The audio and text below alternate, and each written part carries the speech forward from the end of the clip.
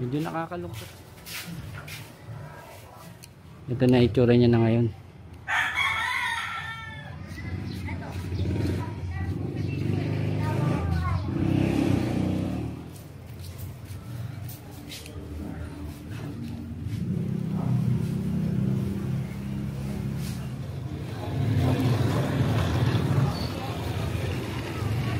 May mga pabahay na at hindi nakakalungkot.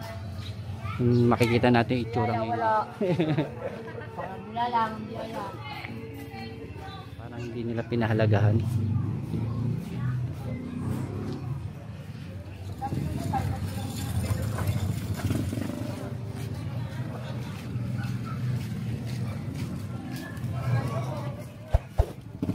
Yung mga ito nakakatuwa, oh. Meron ng Baseco Fire Station.